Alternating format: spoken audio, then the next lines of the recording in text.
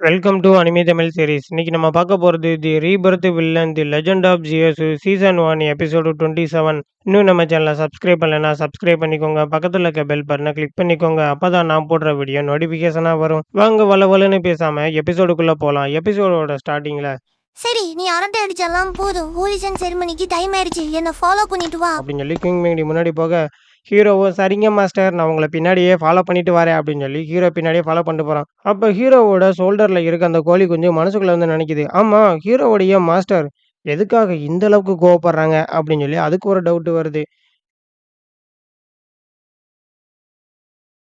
Hero கையில அவங்க வந்து ஒண்ணு குடுத்துருக்காங்கல்ல, அதுல வந்து என்ன போட்டிருக்கு அப்டின்னா, ஹீரோ வந்து அந்த ஹோலிசன் செரிமனில அந்த படிக்கட்டுல ஏர்றப்ப, ஹீரோவ வந்து யாரெல்லாம் வந்து சண்டைக்கு கூப்பிடுவா, ஹீரோ வந்து யாரெல்லாம் வந்து அட்டாக் பண்ணுவா அப்படிங்கிறவரோட டீட்டெயில்ஸ் தான் அதுல வந்து போட்டிருக்கு.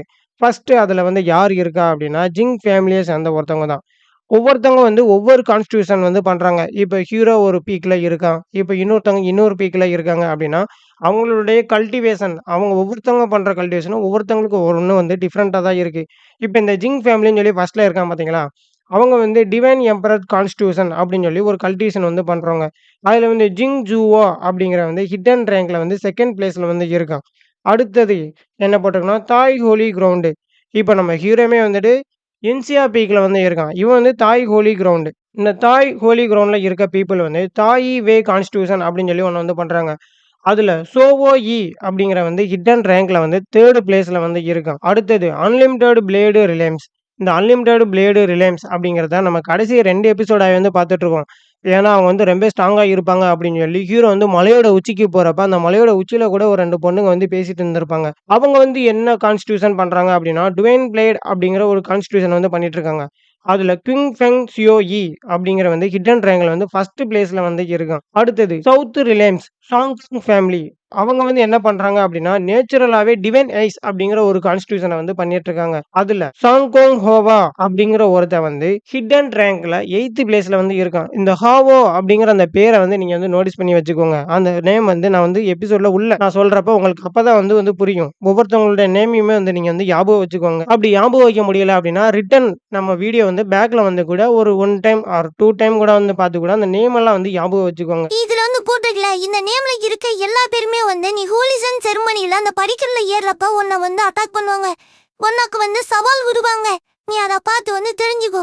என்னால இவ்வளவுதான் உனக்கு வந்து உதவி செய்ய முடியும். மாஸ்டர் எனக்கு வந்து தெரியும் மாஸ்டர். நீங்க என்ன வந்து லவ் பண்றீங்கங்கிறது எனக்கு வந்து தெரியும். அதனால தானே நீங்க எனக்கு வந்து இத வந்து குடுத்தீங்க. சரி சரி போதும், ரொம்ப ஓவரா வந்து ஆக்டிங் பண்ணாத. நம்ம கிளம்ப வேண்டிய நேரம் வந்துருச்சு.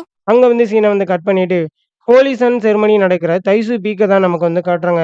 "அதோ ஜியசு வந்துட்டாரு பாருங்க" அப்படின்னு சொல்லி கீழ உள்ள பீப்பிள் எல்லாம் கத்திட்டு இருக்காங்க. ரூமர்ஸ் நான் கேள்விப்பட்டது போலயே யுன்சியா பீக்கோடைய மாஸ்டர் அவங்க ரொம்ப அழகா தான் இருக்காங்க அப்படின்னு சொல்லி மத்த பீப்பிள்ஸ் எல்லாம் பார்த்துட்டு இருக்காங்க. விங் ஃபேமிலியோடைய மாஸ்டர தான் நமக்கு வந்து காட்டுறாங்க. அவர் என்ன சொல்றாருன்னா, நம்ம ஹீரோ வந்து சவால் விட்டு இன்னைக்கு கண்டிப்பா வந்து அவருடைய டிசைபிள் வந்து இன்னைக்கு வந்து ஜெயிச்சிருவான்.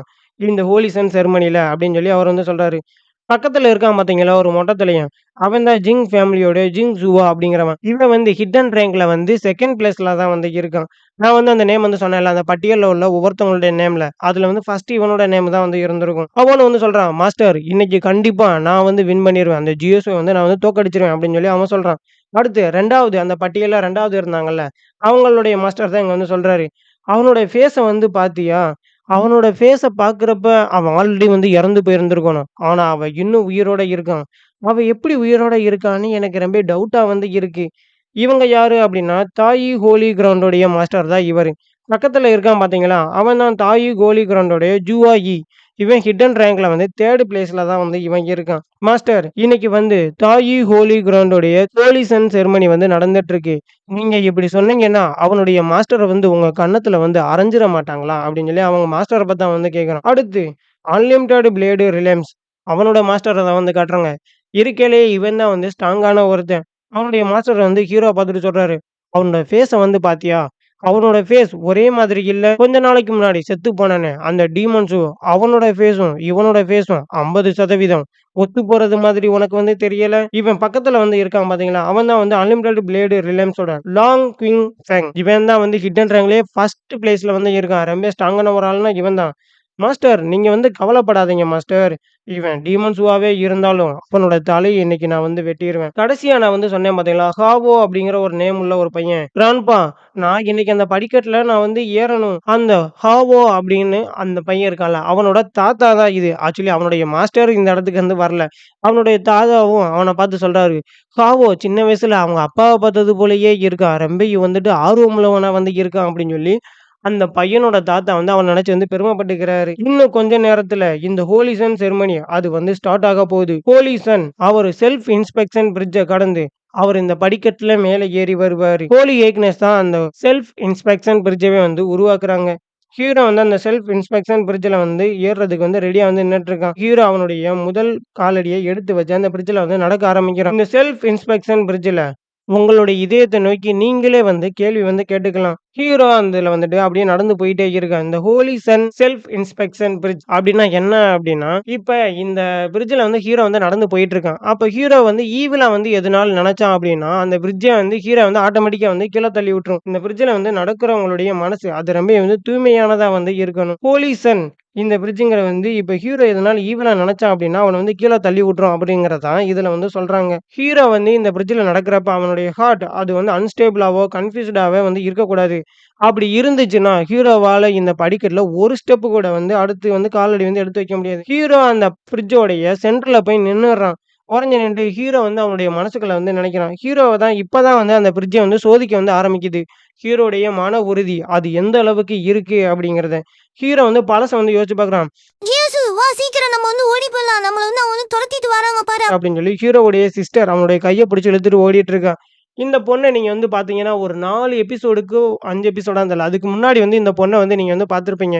இந்த பொண்ணுடைய அப்பா, அம்மா எல்லா பேருமே வந்து இறந்து போயிருப்பாங்க. அவங்கள வந்து அடக்கம் பண்ண ஹீரோ தான் வந்து ஹெல்ப் பண்ணியிருப்பான். இன்னும் நல்லா பார்த்தீங்கன்னா, ஹீரோவ ஃபர்ஸ்ட் எபிசோட்ல யாரெல்லாம் வந்து அட்டாக் பண்ணி கொன்னாங்களோ, அவங்க எல்லா பேரையுமே ஹீரோக்கா வந்து இந்த பொண்ணு வந்து பழி வாங்கிட்டு இருந்திருப்பான்.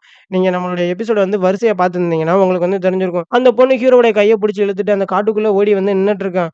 நான் வந்து ரொம்ப வந்து ஸ்ட்ராங் ஆவணும். நான் வந்து ஸ்ட்ராங் ஆகணும். இந்த மாரி நான் வந்து பயந்து வந்து ஓடிட்டு இருக்கக்கூடாது அப்படின்னு சொல்லி ஹீரோ அவனுடைய மனசுல வந்து நினைக்கிறான். ஜேசு நீ வந்து கவலைப்படாத. இல்ல நம்ம இந்த இடத்துல வந்து பிரிஞ்சுக்கலாம். நம்ம வந்து தனித்தனியா போகலாம் அப்படின்னு சொல்லி அந்த பொண்ண பார்த்து ஹீரோ வந்து சொல்றான். எதுக்காக நீ இப்படிலாம் வந்து பேசுற? இதுக்கு இதே மட்டும் தான் நீ வந்து பேசுற? நம்ம வந்து எப்பயுமே ஒன்னா தானே இருக்கணும். என்ன வந்து எதுக்கு தனியா வந்து போக சொல்ற? என்ன வந்து ஒரு சில மோட்டரிஸ் வார் செக்ட்ல வந்து சேர சொல்றியா? எனக்கு அதுல வந்து விருப்பமே கிடையாது. செத்தாலும் நம்ம 2 பேரும் ஒன்னாவே வந்து சாகலாம். ஆமா, அவன் என்ன அங்க போய் நின்னுட்டான். அந்த பிரிட்ஜோட சென்டர்ல போய் அவனால இந்த பிரிட்ஜ கூட கடக்க முடியாதா என்ன அப்படின்னு சொல்லி ஹீரோவ கிண்டல் பண்ணி அங்க வெளியில இருக்க பீப்பிள் எல்லாம் பேசிட்டு இருக்காங்க. காவல்சிட்டரும் பார்த்துட்டு என்னாச்சு? அவரால அங்கருந்து ஒரு மூவ் கூட எடுத்து வைக்க முடியல. அவரால இதுக்கு மேல நடக்க முடியாதா என்ன அப்படின்னு சொல்லி ஃபீல் பண்ணிட்டு இருக்காங்க.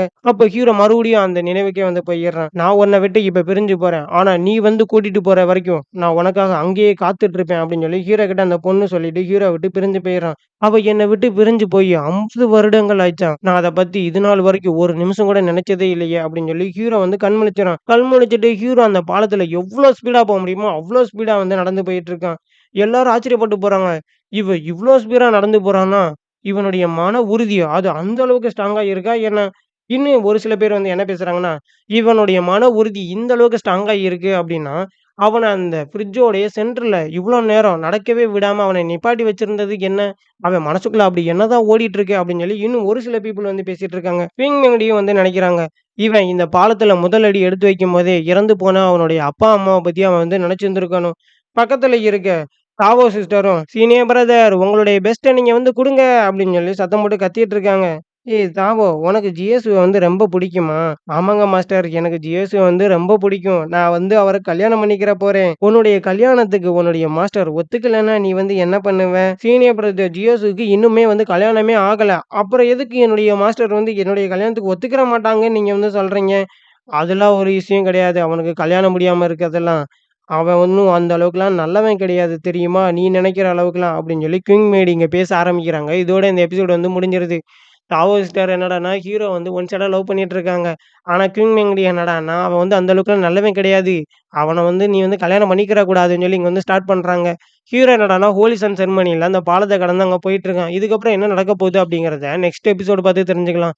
இந்த வீடியோ பிடிச்சிருந்துச்சுன்னா ஒரு லைக் பண்ணி விடுங்க. ஒரு சப்ஸ்கிரைப் பண்ணி விடுங்க. உங்களிடமிருந்து விடைபெறுவது உங்கள் ஏடிஎஸ்.